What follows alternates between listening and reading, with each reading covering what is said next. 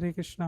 तो आज हम अपना तीसरा पार्ट दूसरा पार्ट स्टार्ट करने जा रहे हैं। उससे पहले हम मंगलाचरण करते हैं। अज्ञानतिमिरन्धस्य ज्ञानाञ्जनशलाकया चक्षुरुन्मिलितं येन तस्मै श्रीगुरवे नमः।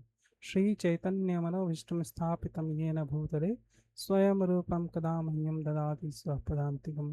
वन्देऽहं श्रीगुरो श्रीयुतपदकमलं श्रीगुरुं वैष्णवांश्च श्रीरूपं साग्रजातं सहगणरघुनाथान्वितं तं सजीवं सादवैतं सावधूतं परिजनसहितं श्रीकृष्णचैतन्यदेवं श्रीराधाकृष्णपादान् सगणललिता श्रीविशाखान्विताश्च। हे कृष्ण करुणा सिन्धु दीनबन्धो जगत्पते गोपेश गोपिकान्त राधाकान्त नमस्तुते।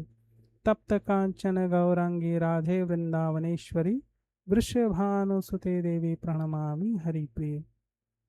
वाञ्छाकल्पतरुभ्यश्च कृपा सिन्धो वैव च पतितानां पावनेभ्यो वैष्णवेभ्यो नमो नमः। श्रीकृष्ण चैतन्य प्रभु नित्यानंद श्री अद्वैत गदाधर शिवसादि गौर भक्तवृंद। हरे कृष्ण कृष्ण कृष्ण हरे हरे, हरे राम राम राम हरे हरे। तो हम अपना सुंदर ये रामचरितमानस स्टार्ट करते हैं अगले भाग के लिए। और अगर इसमें कोई भी त्रुटि हो या कुछ आपको लगता हो तो उसके लिए क्षमा करिएगा। आप कमेंट में बता सकते हैं कि क्या कमी है, क्या मैं और सुधार कर सकता हूँ।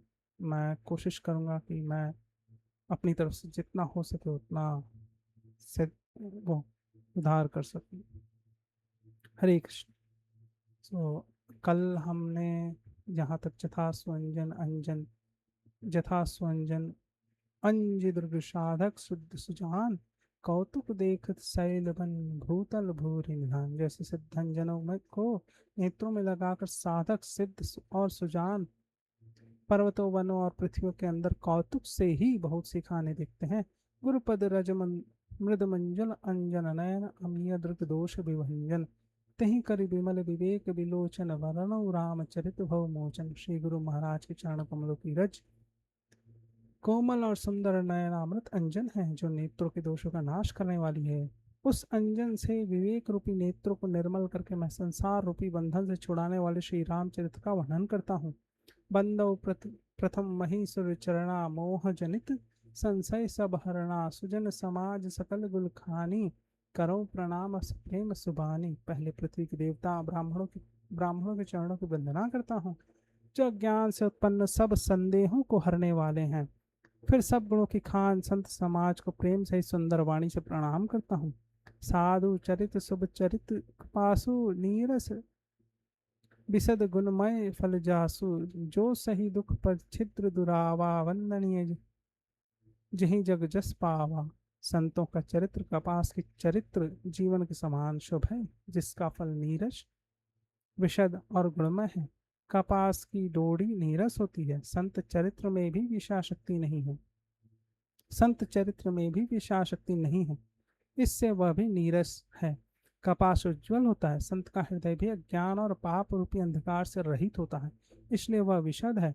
और कपास में गुण तंतु होते हैं, इसी प्रकार संत का चरित्र विशद गुणों का भंडार होता है, इसलिए वह गुणमय है। जैसे कपास का धागा सुई के किए हुए छेद को अपना तन देकर ढक देता है, अथवा कपास जैसे लोढ़े जाने, काते जाने और बुने जाने का कष्ट सहकर भी वस्त्रों के रूप में परिणित होकर दूसरों के गोपनीय स्थानों को ढक देता, उसी प्रकार संत स्वयं दुख सहकर दूसरों के छिद्रों दोषों को ढकता है, जिसके कारण उसने जगत में वंदनीय यश प्राप्त किया है। मुद मंगलमय संत समाज जो जग जंगम तीर्थ राजू राम भक्ति जहाँ सुरसरी धारा सरसई ब्रह्म विचार प्रचारा। संतों का समाज आनंद और कल्याणमय है, जो जगत में चलता फिरता तीर्थराज प्रयाग है, जहाँ उस संत समाज रूपी प्रयागराज में राम भक्ति रूपी गंगा जी की धारा है और ब्रह्म विचार का प्रचार सरस्वती जी हैं। विधि निषेध मैं कलिमल हरणी करम कथा रवि नंदनी बरनी हरिहर कथा विराजति बेनी सुनत सकल मुद मंगल देही। विधि और निषेध, यह करो और यह ना करो रूपी कर्मों की कथा, कलयुग के पापों को हरने वाली सूर्य तनया अंगना जी हैं और भगवान विष्णु और शंकर जी की कथाएं त्रिवेणी रूप से सुशोभित हैं, जो सुनते ही सब आनंद और कल्याण को देने वाली हैं। बट विश्वास अचल निज धर्मा, तीरथ राज समाज सुकर्मा, सब ही सुलभ सब दिन सब देशा, सेवत सादर समन कलेशा। उस संत समाज रूपी प्रयाग में अपने धर्म में जो अटल विश्वास है वह अक्षय वट है, और शुभ कर्म ही उस तीर्थराज का समाज परिकर है। वह संत समाज रूपी प्रयागराज सब देशों में सब समय सभी को सहज ही में प्राप्त हो सकता है, और आदर पूर्वक सेवन करने से ही कलेशों को नष्ट करने वाला है। अकल अलौकिक तीर्थ राव उदय सत फल प्रकट स्वभाव। वह तीरथ राज अलौकिक और अकथनीय है एवं तत्काल फल देने वाला है, उसका प्रभाव प्रत्यक्ष है। सुनी सुमजी जन मदित मुदित मन मज्जहि अति अनुराग, लहै चारि फल अच्छत तनु साधु समाज प्रयाग। जो मनुष्य संत समाज रूपी तीर्थराज का प्रभाव प्रसन्न मन से सुनते हैं और समझते हैं, और फिर अत्यंत प्रेम पूर्वक इसमें गोते लगाते हैं, वे इस शरीर के रहते ही धर्म अर्थ काम और मोक्ष चारों फलों को पा जाते हैं। मज्जन फल पर खई मज्जन फल पे खई पेखी तत्काला काक होहि पिक बकौ मराला। सुनी अचरा आचरज करई जन कोई, सतसंगति महिमा नहीं हुई। इस तीर्थराज में स्नान का फल तत्काल ऐसा देखने में आता है कि कौवे कोयल बन जाते हैं और बगुले हंस। यह सुनकर कोई आश्चर्य न करे, क्योंकि सत्संग की महिमा छिपी नहीं है। वाल्मीकि नारद घट जोनी, निज निज मुखनी कहीं निज होनी। जलचर थलचर नभचर नाना, जेत चढ़ चेतन जीव जहाना। वाल्मीकि जी, नारद जी और अगस्त्य जी ने अपने अपने मुखों से अपनी होनी जीवन का वृत्तांत कही है। जल में रहने वाले, जमीन पर चलने वाले और आकाश में विचरने वाले नाना प्रकार के जड़ चेतन जितने जीव इस जगत में हैं, मति करी कीरति गति भूति भलाई, जब जेहि जतन जाह जेहि पाई, सो जानब सत्संग प्रभाव, लोकहु वेद न आन उपाव।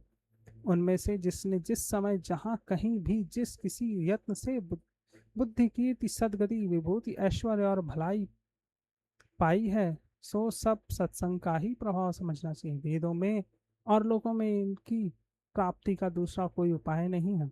बिनु सत्संग विवेक न होई, राम कृपा बिन सुलभ न सोई। सत्संगत मुद मंगल मूला, सोई फल सिद्धि सब साधन फूला। सत्संग के बिना विवेक नहीं होता, और श्री राम जी की कृपा के बिना वह सत्संग सहज में मिलता नहीं। सत्संगति आनंद और कल्याण की जड़ है। सत्संगति की सिद्धि प्राप्ति ही फल है, सब साधन तो फूल है। सठ सुधरई सत्संगति पाई, पारस परस कुहात सुहाई। विधि बस सुजन कुसंगत परहि, फनि मनिजन फरि मनि सम निज गुण अनुसरहि। दुष्ट भी सत्संगति पाकर सुधर जाते हैं। जैसे पारस के स्पर्श लोहा सुहावना हो जाता है, सुंदर सोना बन जाता है, किंतु दैव योग से यदि कभी सज्जन कुसंगति में पड़ जाते हैं, तो वे वहां भी सांप की मणि के समान अपने गुणों का ही अनुसरण करते हैं। अर्थात जिस प्रकार सांप का संसर्ग पाकर भी मणि उसके विषय को ग्रहण नहीं करती तथा अपने सहज गुण प्रकाश को नहीं छोड़ती, उसी प्रकार साधु पुरुष दुष्ट के संग में रहकर भी दूसरों को प्रकाश ही देते हैं। दुष्टों का उन पर कोई प्रभाव नहीं पड़ता। विधि हर विधि हरिहर के कवि कोविद बानी, कहत साधु महिमा सकुचानी। सोमो सन कहीं जात न कैसे, साक बिनत मनि गुण गण जैसे। ब्रह्मा विष्णु शिव कवि और पंडितों की वाणी भी संत महिमा का वर्णन करने में सकुचाती है। वह मुझसे किस प्रकार नहीं कही जाती। जैसे साग तरकारी बेचने वाले से मणियों के गुण समूह नहीं कहे जा सकते। बंदौ संत समान चित, हित अनहित नहीं कोई। अंजलि अंजलिगत शुभ सुमन, जिमि सम सुगंध कर दोई।